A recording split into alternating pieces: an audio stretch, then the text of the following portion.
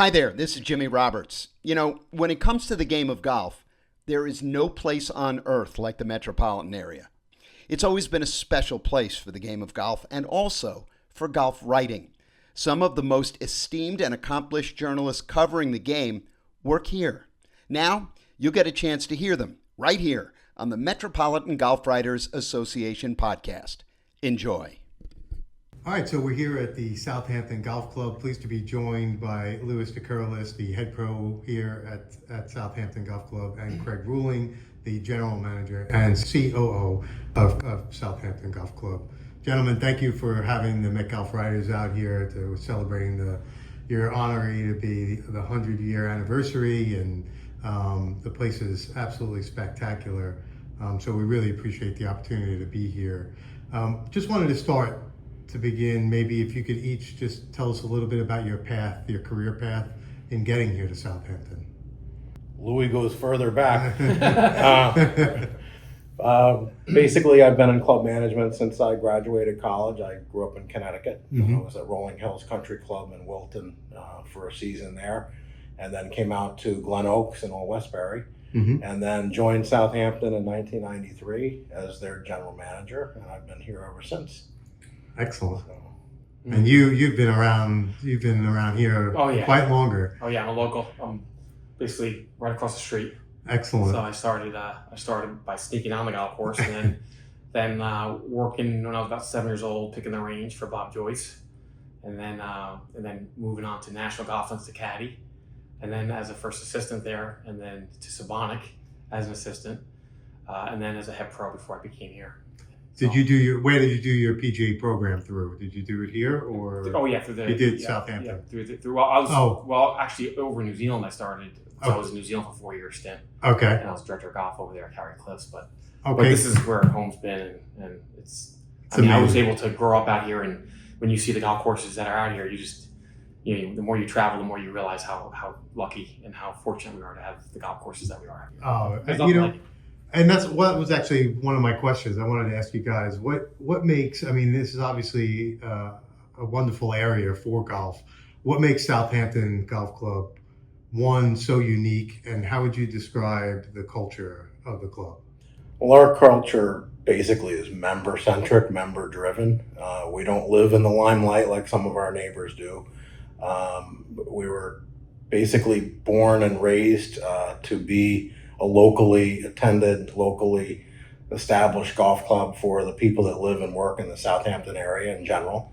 And we've always kind of held that close so that we protect that dynamic that we have. And that's probably what you experienced a little bit today when you came in. You said it's a little different 100%. than a lot of places. So it's a friendly place. People come here to enjoy themselves, and we take good care of our members and their guests.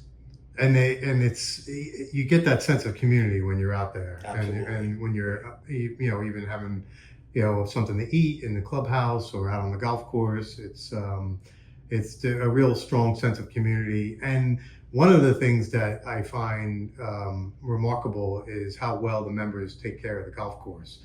I always, as a guest, like to make sure I'm fixing ball marks and making sure I'm taking care of the golf course as I'm playing it. And I can't tell you how many times, I can count on one hand how many times that I've not had to fix ball marks. And this place is at the top of that list. I don't think I had to fix one ball mark today, which seems like, as we know in the golf world, is an epidemic, right? Sure. But here, that sense of community and the ownership that the members have of this golf course, that's a real tribute to the culture of this club. Well, it's a member-centric playing as well. Yeah. We have a lot of member rounds, especially this time of the year. Everybody's here. They take good care of it. They want to see it taken care of. And we do have some guest play here, but we're not as guest-centric as a lot of places are. Most of the members are here. They play with other members, and there's a huge contingent of golf that's more competitive, especially with the men's groups, and Louis can get into that a little bit. Sure. So they're players, yeah, and they take care of it. 100%. talk a little bit about the history of the club, and obviously this is one of the Rayner was super proud of, and just unbelievable routing of the golf course is beautiful. The pace of it, the holes, the strategy, a lot of the template holes. Take us a little bit through the history of this golf course. Well, it was Seth Rayner designed. As everyone knows, Seth passed away before we actually opened the golf course, so you didn't see it completed. However, his design was adhered to. Over the years, changes get made. Different eras of golf architecture make certain changes with bunkers and green sizes, Sure. Tree planting and things like that. And, we were fortunate enough to have a path to restore it back to the original Seth Rayner design that we started back in 2004 and 5. We started having discussions, and then we hired Brian Silva, who came in with McCurrick Golf Construction, and we brought it back to the original design. We took a lot of trees away that had been planted. We regained our green complexes. They weren't changed too much, luckily, so that the cost of the project wasn't prohibitive for our membership. And Louis can go into the playability aspect and everything like that. For sure. Right. Well, Brian, so I mean, he's excellent at his craft, and it seems like he brought the heart back of this golf course. Louis, talk about the golf course from a playing standpoint. I mean, he can see you can see the template holes, and I think nowadays people are yearning for that cultural, like, golf course design, as Craig said, that it changed over the years, and there's a lot of trees being planted, and thank God for those trees, because I wouldn't be able to sneak on. But now that they're gone, it becomes a different look altogether. But I think that when Silver was here, he saw where the template was. Like, he knew exactly what Rayner was trying to do here and what he did do here, and how it just kind of got through time, just kind of got erased a little bit, and then he brought it back. So, but again, I think nowadays you see Seth, you hear about Seth Rayner courses, you hear about the older courses more, because people are yearning for that just historical golf. They're timeless. They don't. Everyone can play them. No one's going to walk off a golf course and say this was way too hard, or the greens were too fast, or there's bunkers or complexes were too severe. Here it's exactly what you're going to get, and you play other Rayner courses. There's a lot of familiarity there. It's really cool. Yeah, and there's so much emphasis on strategy here, and it really, and we'll get into innovations and stuff like that in a minute. But the one thing I love about this golf course is that it asks you certain questions, and it asks it of every level of player, and it shows you what you need to do, but it also doesn't dumb down either. So even if you're a high handicapper, there's still questions that you have to answer. You may not be able to answer them, so you have to find an alternative route around a bunker, or if you can't hit the shot being asked. Right. So it seems to appeal. The strategy still upholds today, as it did back then, for every level of golfer. Right. It seems to me. Yeah, I mean, like, you played number 7 at Redan, and if you play at Redan, that you can miss it right. Yes. It's going to funnel back to the hole, and that's kind of you. Even though you didn't play it, you know that's what you got to do to be successful on that hole, and it's cool because they all look different. Yeah. But they all play similar. How do you guys deal with? You have a very historic golf course, but there is so many innovations here. How do you guys handle that experience for the golfers? Well, we've lengthened it here and there. Right. We haven't changed too much regarding the layout and the design and the risk and reward areas of the golf course. But obviously, with equipment and the way people are hitting the ball 300 plus yards, it needs to hold up to that. Sure. So we've made some changes there, lengthening. Louis can describe like what some of your low handicap golfers are looking for, and the different angles they might need to take to stay out of trouble. Sure. And score. Yeah.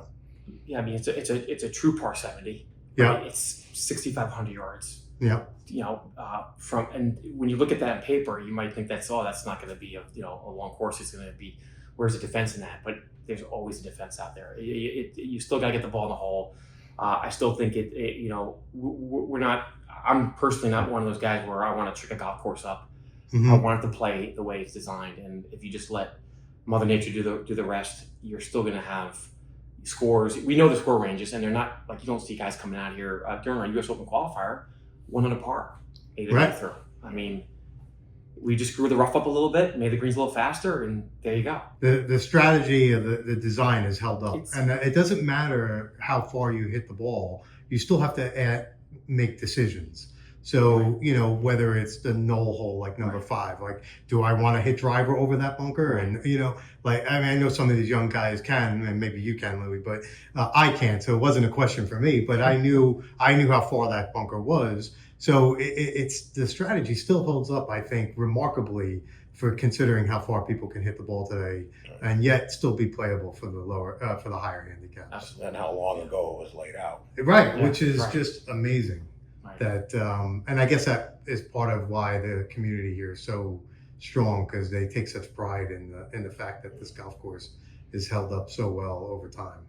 Yeah. I mean, 100 years, and it's still, you know, still beat me up pretty good today too. So, But you want to come out tomorrow and play it again. 100%. And that's what I think is the test, right? If you can, I mean, daily as far as a day-to-day golf course, I think it just gets just so much fun to play every day. Yeah, I think it asks different questions every day because the wind is different. Different bunkers come into play when the wind is playing certain directions, and so The climate change. And the climate especially change. in the spring and the fall. Yeah. Right, exactly. It could be different one day to the next. Right, because then you're not hitting it as far, and so now you have to make different club choices. How proud is the membership of this? You're being honored at the Met Golf Writers Association. We talked about how strong the community is here, and then how much they love this golf club. How happy are they to be honored at the Met Golf? They're Writers? ramped up. Yeah. We had our gala back in June, kind of at the beginning of the season, and we had 640 people, all members, no guests, for that gala. And that was kind of the kickoff to everything that was going to happen throughout the course of the year.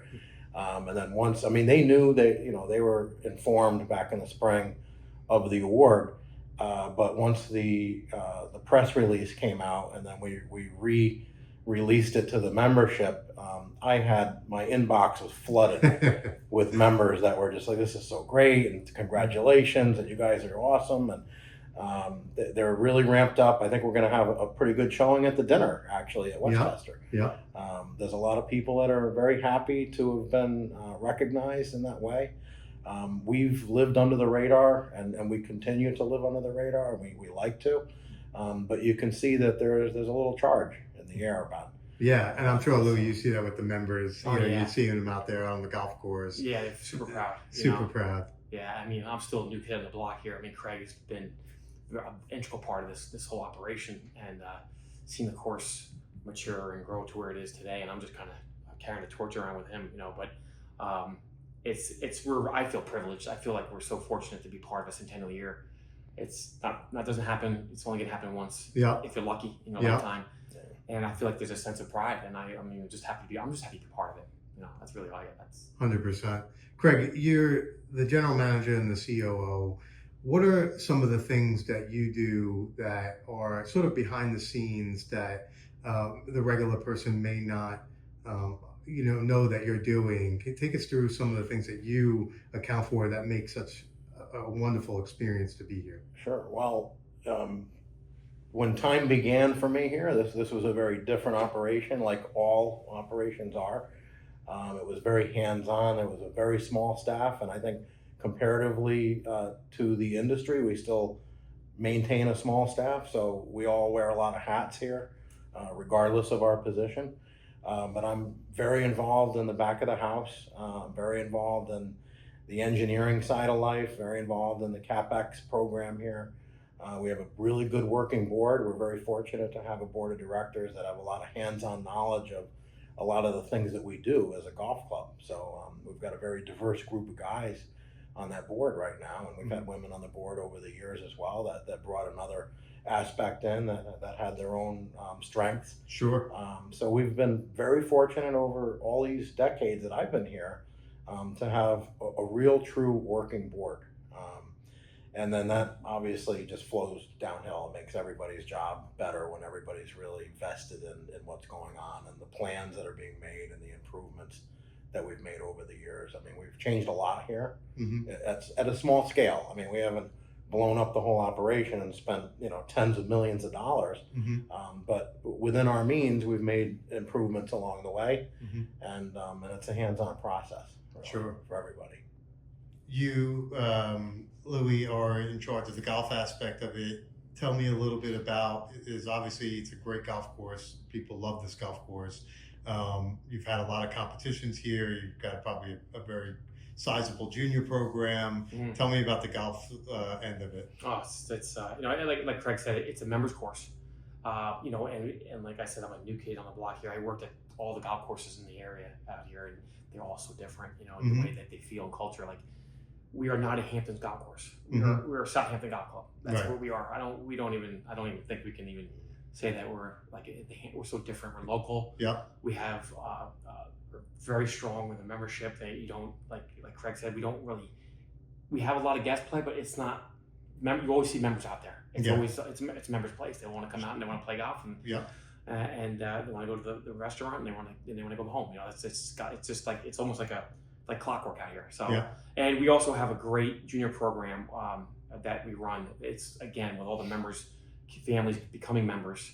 Their kids locally are just really getting they're just getting the appetite for golf and it loves it. And Yeah. we just feel like we're doing the right thing for our club.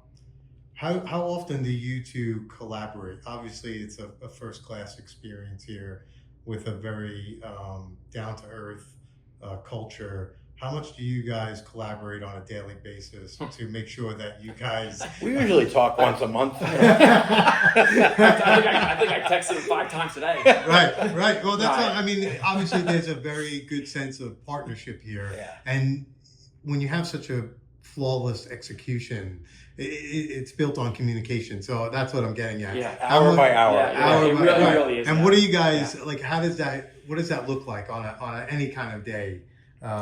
Well, I mean, one thing that I think is at our advantage is the size and scope of the facility and the property Yeah. is relatively small. Yes. So I can be in his office and he can be in my office or wherever we may be on the property in fairly short order. So we don't need a lot of meetings in this room. Right, We speak to each other all day long, every day, as Louis does with a lot of the department heads, and I do as well.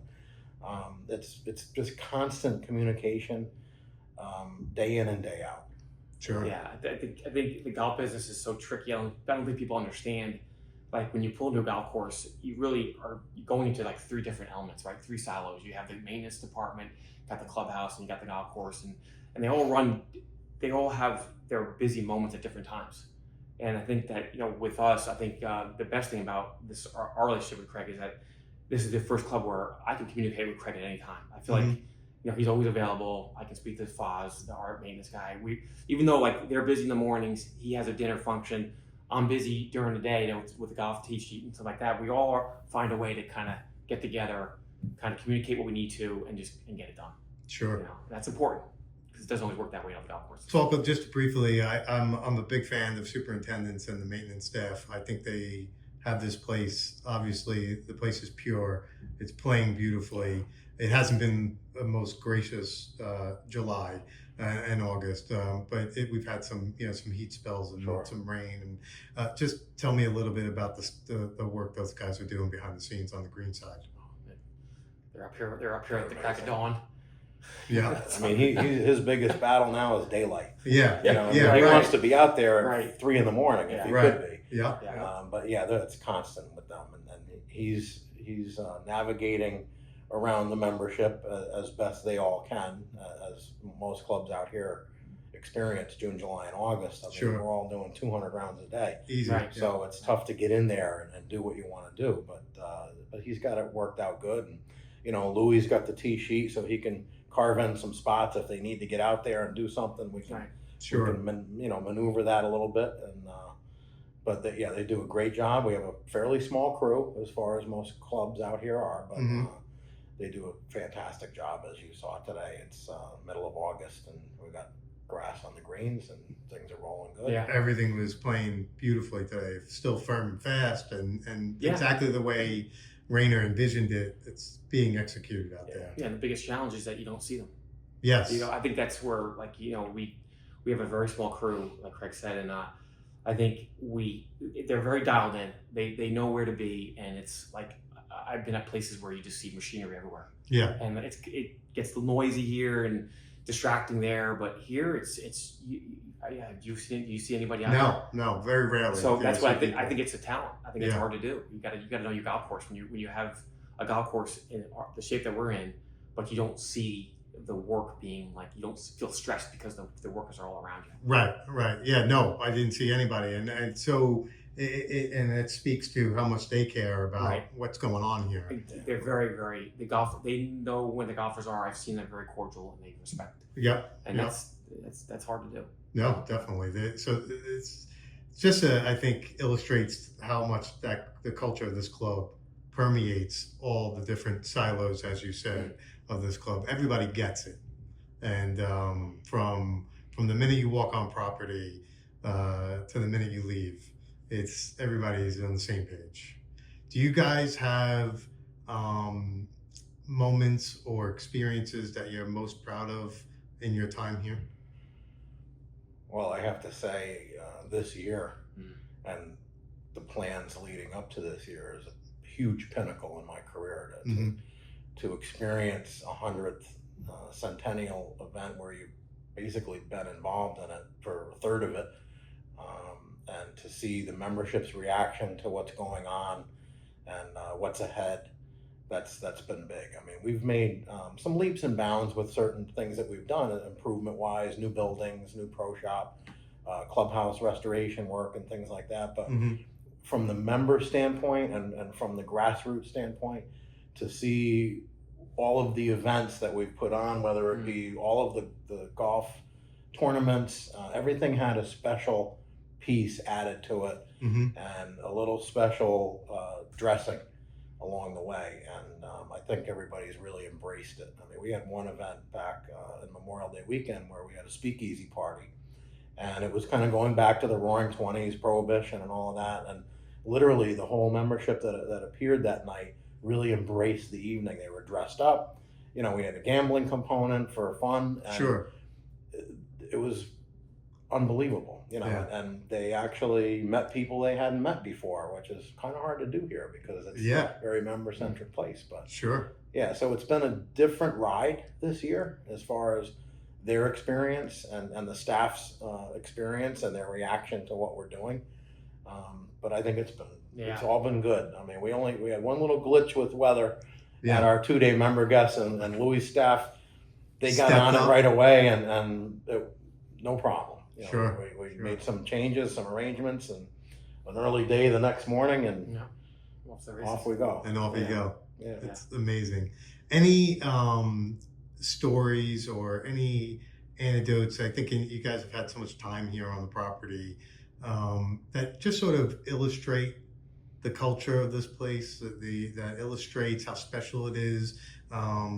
Obviously you're being honored, and I know that's a big deal, but I'm just curious, and I don't mean to put you on the spot. I mean, I'm just wondering if there are any sort of things that have happened in the past that really shows you what a strong sense of community this place is.